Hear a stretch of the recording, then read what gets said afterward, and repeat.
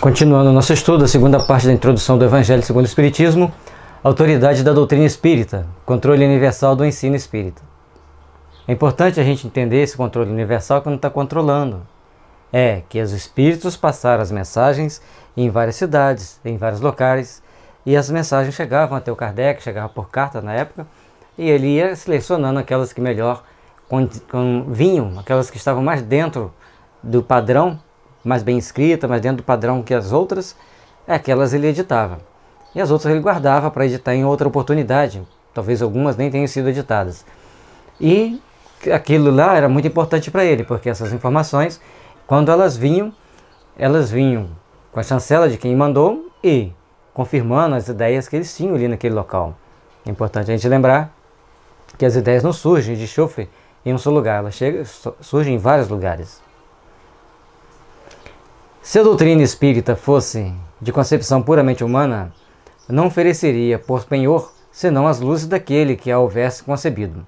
Ora, ninguém neste mundo poderia alimentar fundadamente a pretensão de possuir, com exclusividade, a verdade absoluta. Se os espíritos que a revelaram se houvessem manifestado a um só homem, nada lhe garantiria a origem.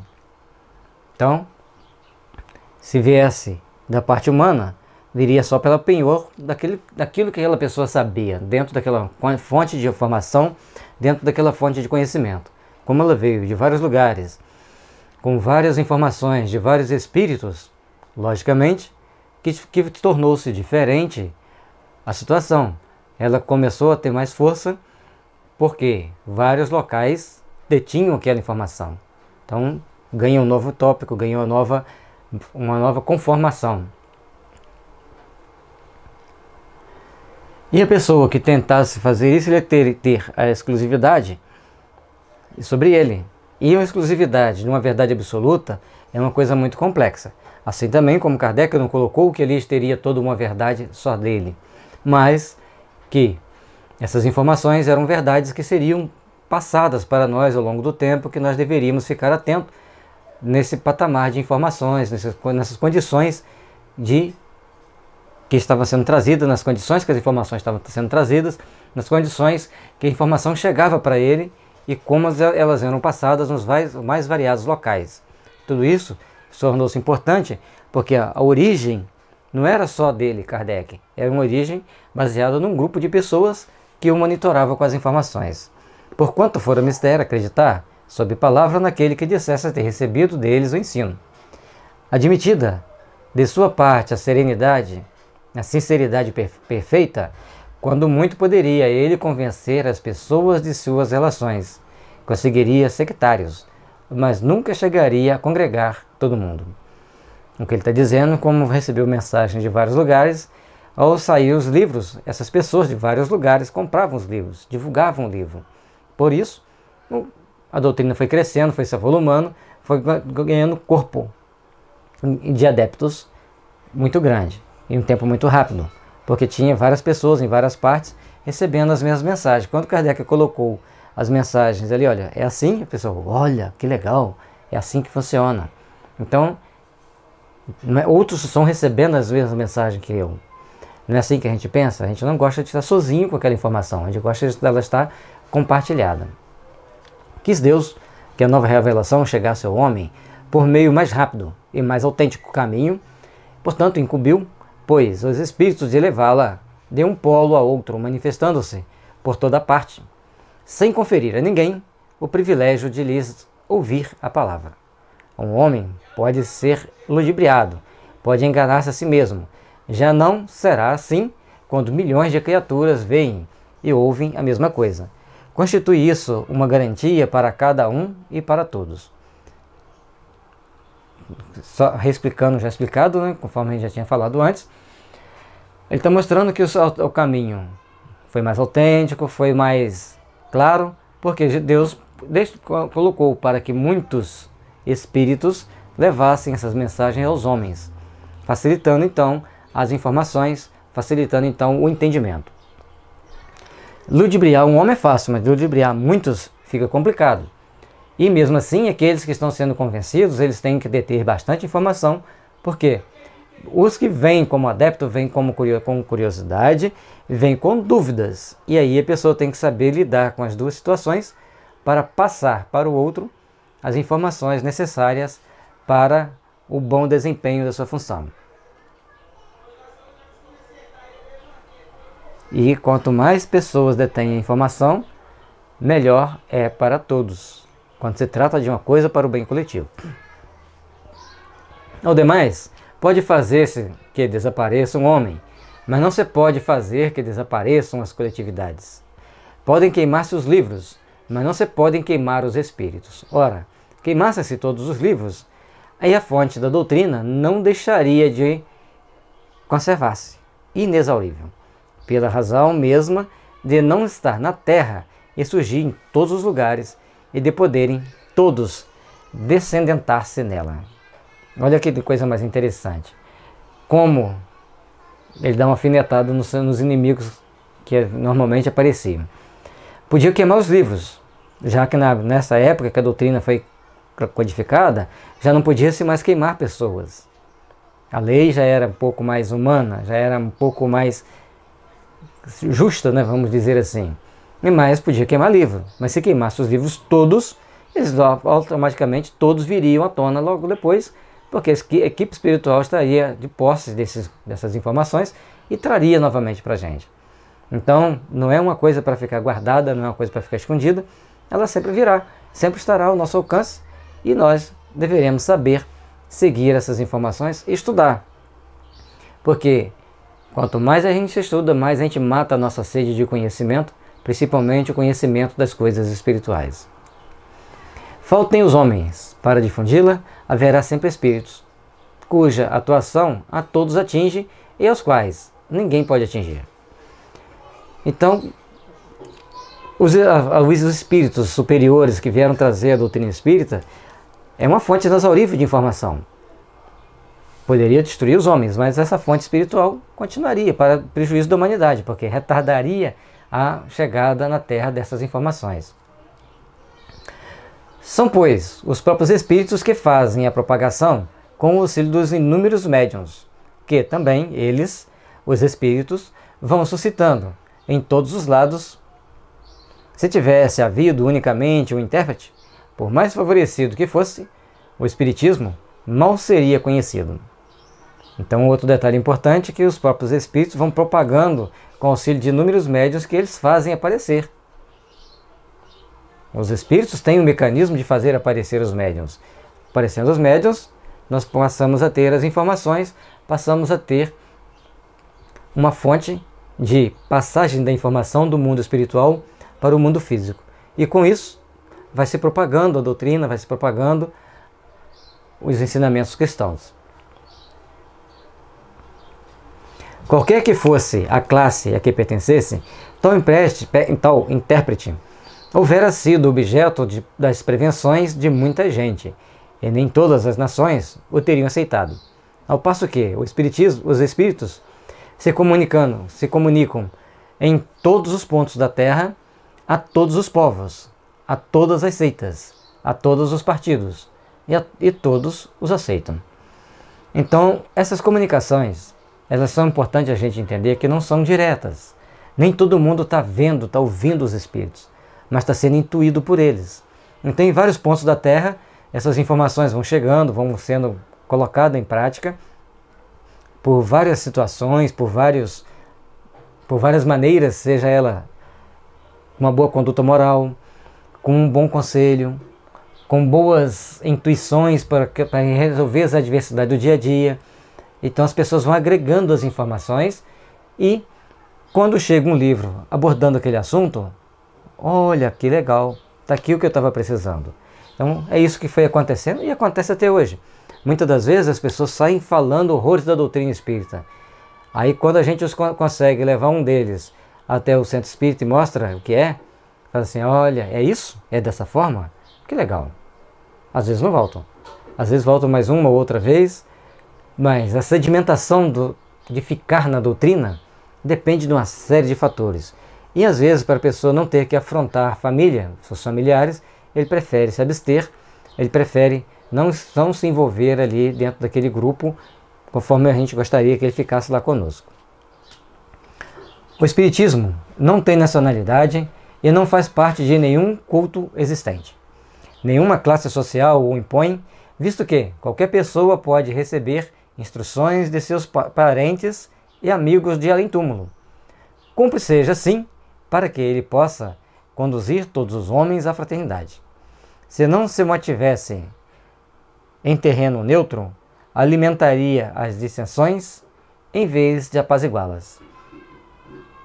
Então, no Espiritismo não tem nacionalidade, não tem nenhuma classe social, não impõe às pessoas que acreditem nela, simplesmente ela está aí.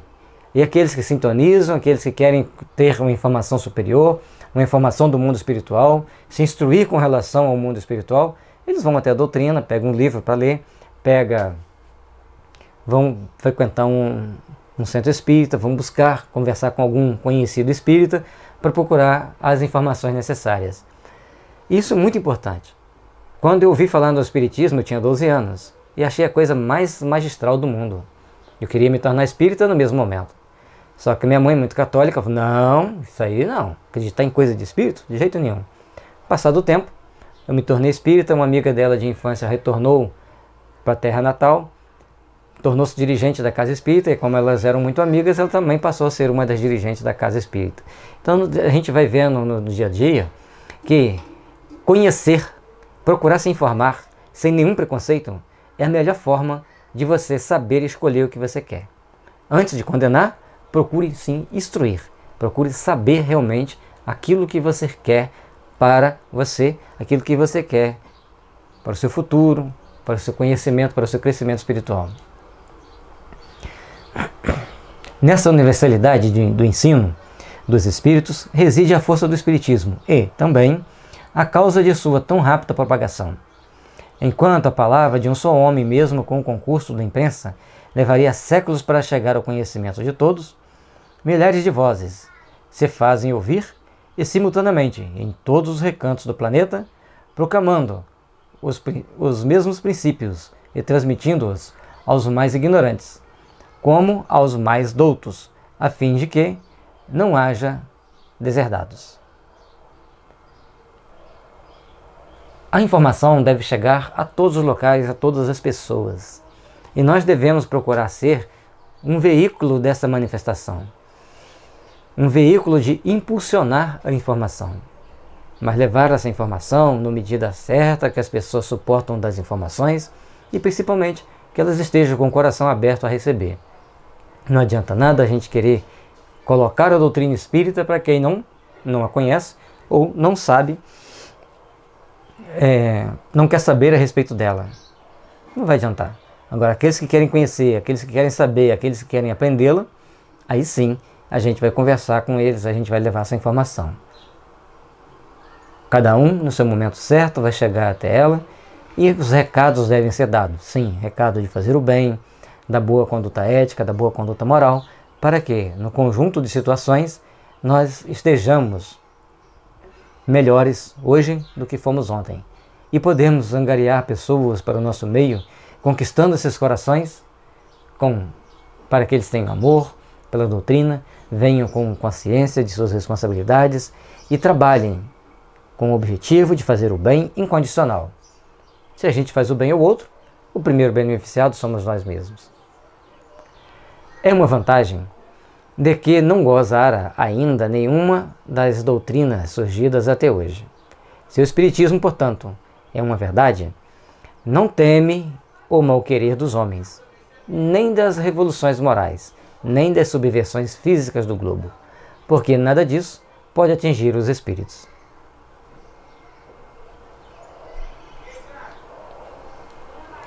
Já pensaram nisso?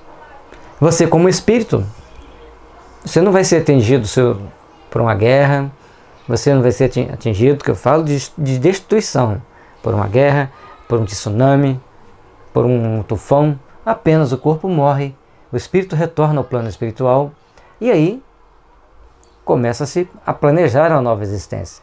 Primeiramente, trabalhando no mundo dos espíritos e depois vindo até a Terra para ajudar aqueles que estão por aqui, para ajudá-los no seu crescimento espiritual. E tem uma vantagem muito grande na doutrina espírita. Ela mostra para nós, mostra para os seus seguidores, que a vida é uma eterna continuidade. Todos nós vamos caminhando ao longo da nossa existência na busca da edificação, na busca da construção de um mundo realmente melhor. E com isso, a gente vai se tornando cada vez mais aperfeiçoado. Porque quando você entende que existe um mundo espiritual, que esse mundo espiritual tem uma série de benefícios para você, aí fica fácil para você caminhar, fica fácil para você enfrentar as adversidades. Não é essa, porém, a única vantagem que lhe decorre de sua excepcional posição. Ela lhe faculta inatacável garantia contra todos os cismas que pudessem provir, seja da ambição de alguns, seja das contradições de certos espíritos. Tais contradições, não há negar, são uma escolha, mas traz consigo o remédio ao lado do mal.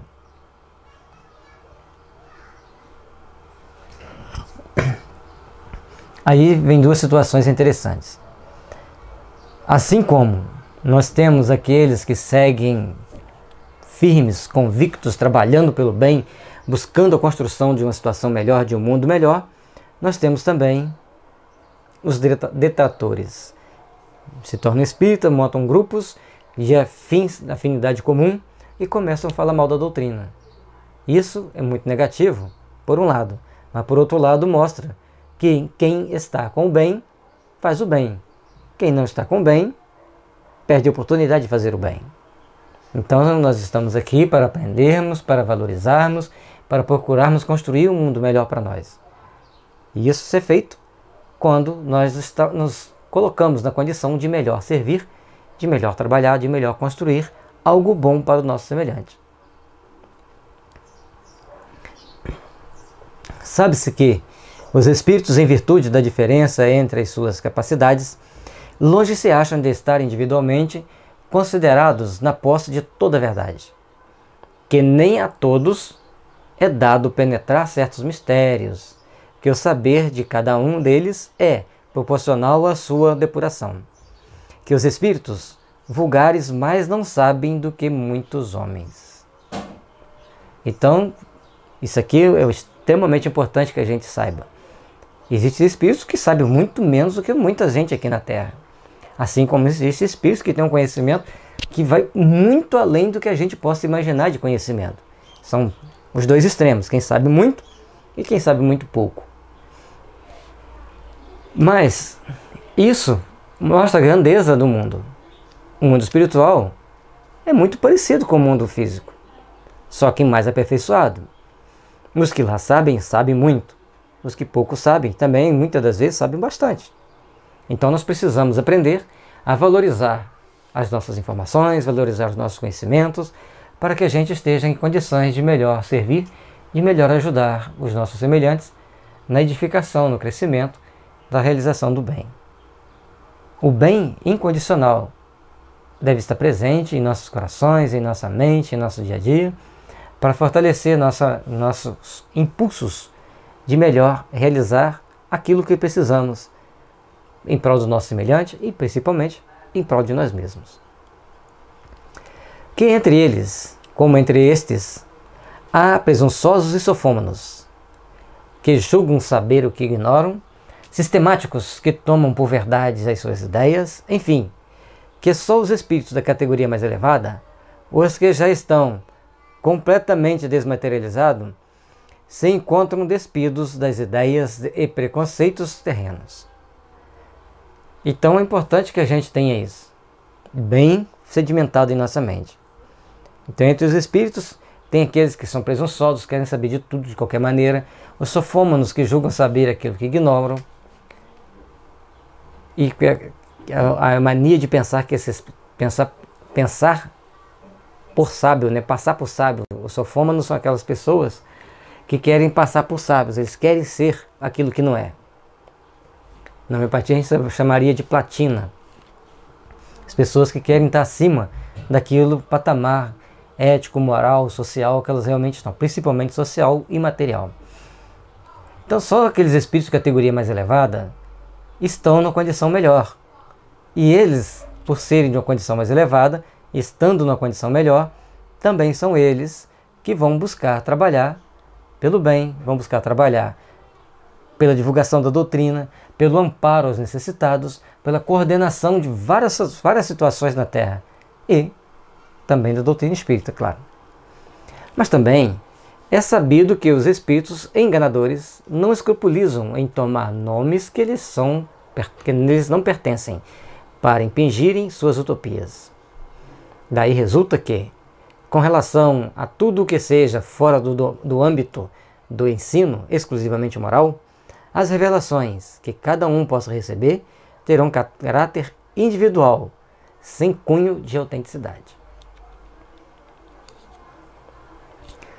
Como tem aqueles espíritos que gostam de enganar, como tem pessoas também que gostam de enganar, são os hipócritas, né? Aí nós temos que ter cuidado, porque eles tentam impor determinadas ideias. Mas quando nos é colocado um patamar de moral, de entendimento superior, aí a gente já consegue ver como a gente se encaixa, de que forma a gente se encaixa ali dentro, tudo bem. Mas trazer uma revelação, aí é aquele espírito e aquele médium. E aí fica aquele negócio. E agora, é verdade ou não?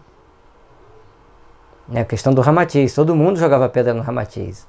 E agora, de vez em quando a gente vê palestras na internet de pessoas que a gente considera idôneas, que dentro do meio espírita são muito respeitadas, trazendo determinadas entrevistas que o Chico concedeu falando da importância do Ramatiz em trazer aquelas informações que seriam muito úteis para nós. Mas nem todos nós aceitamos, deixamos de lado, e aí, cada um de nós vamos ter a informação que precisamos, vamos vivenciar aquilo que a gente precisa, até o momento que a gente vai poder estudar muito mais coisa. Que devem ser consideradas opiniões pessoais, é que ele está falando aqui, que o caráter e a autenticidade vai ser de cunho daquela pessoa, certo? Que devem ser consideradas opiniões pessoais de tal ou qual espírito, e que imprudente fora aceitá-las e propagá-las levianamente como verdade absolutas. Então, antes da gente aceitar uma verdade como coisa absoluta, paremos, reflitamos e vamos ver o que é realmente útil, o que é realmente necessário para aquele trabalho ser dado continuidade nele, ser feito um processo de aperfeiçoamento, de edificação real daquilo que a gente se propõe a transmitir para o outro. Então, adivinhar futuro não é coisa de espírita, é coisa de espíritos que tem um médium que capta aquelas suas ideias e às vezes divulga. Mas nós temos que ter cuidado com elas, que a responsabilidade é muito grande e a responsabilidade é também coisa que a gente responde no plano espiritual.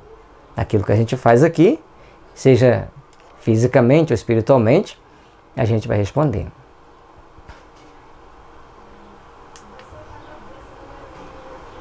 O primeiro exame comprobatório é, pois, sem contradita, o da razão. Isso está certo. O da razão ao qual cumpre se submeta, sem exceção, tudo o que venha dos espíritos.